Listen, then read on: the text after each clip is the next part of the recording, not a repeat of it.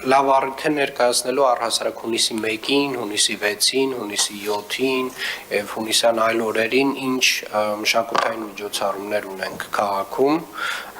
գինու օրերը, բալետային փառատոնը, հունիսի 1-յան մեր միջոցառումները, խնդրեմ։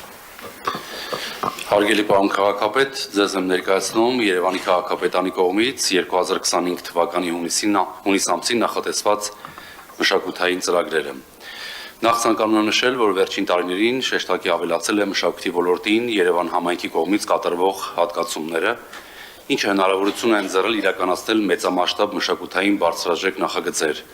Իրականացվող ծրագրերի անցկացման հիմնական ֆորմատը բացօթյա ձևաչափն է,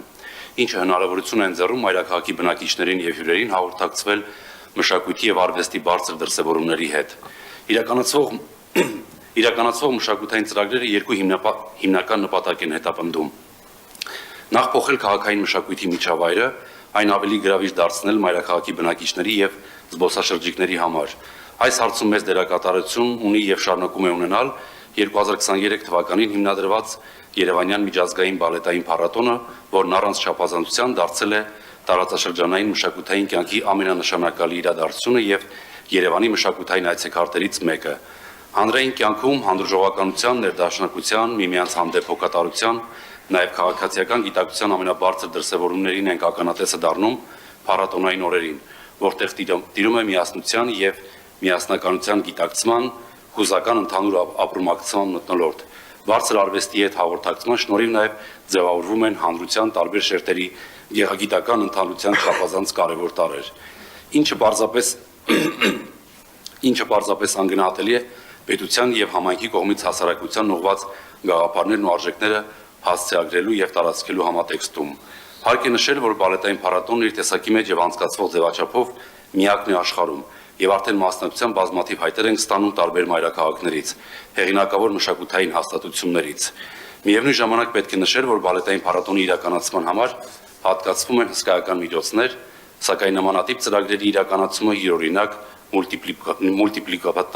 մուլտիպլիկատիվ էֆեկտ ունի, այն չափազանց կարևոր ազդեցություն է ունենում ինչպես տնտեսության, զբոսաշրջության ոլորտի, արվեստի եւ մշակույթի կրթական հաստատությունների ոլորտում ներգրաված մարդկանց մասնագիտական անջի, այնպես էլ մարդկային կապիտալի ձևավորման եւ զարգացման հետ կապված գործընթացներում։ Մշակութային մեծատավալ միջոցառումների իրականացման հաջորդ կարևոր նպատակը Երևանի որպես հարուստ պատմամշակութային ժառանգություն եւ մշակութային ակտիվ կյանքով ապրող քաղաք դիրքավորելն է, որի հարցում նույնպես զգալի ձեռքբերումներ են արձանագրում։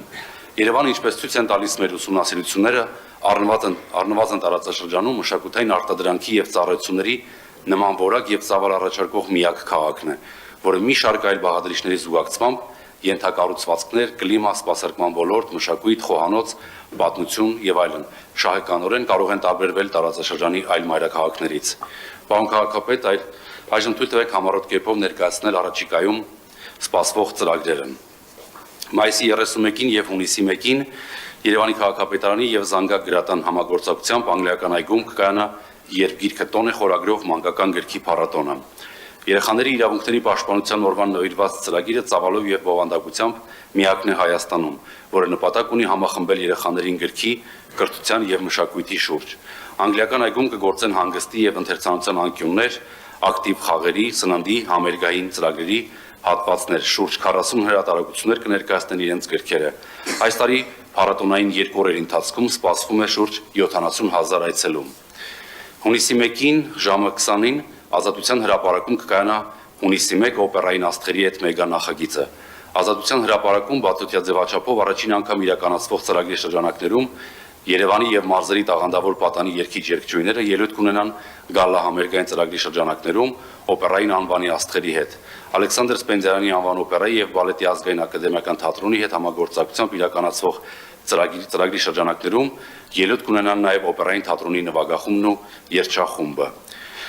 Հունիսի 6-ին հայ մեծանուն կոմպոզիտոր Արամ Խաչատրյանի ծննդյան օրը կկայանա Արամ Խաչատրյանի անվան պատանի կոմպոզիտորների 46-րդ ստուգատես փառատոնը։ 1979 թվականին Երգախորհրդի գործկոմի նախաձեռնությամբ առաջին անգամ իրականացվեց Արամ Խաչատրյանի անվան պատանի կոմպոզիտորների մրցույթը, որը շուրջ կես դար շարունակ կարևոր առաքելություն է իրականացնում Երևան քաղաքում շնորհալի երեխաների բացահայտման եւ նրանց հետագա կատարելագործման հարցում։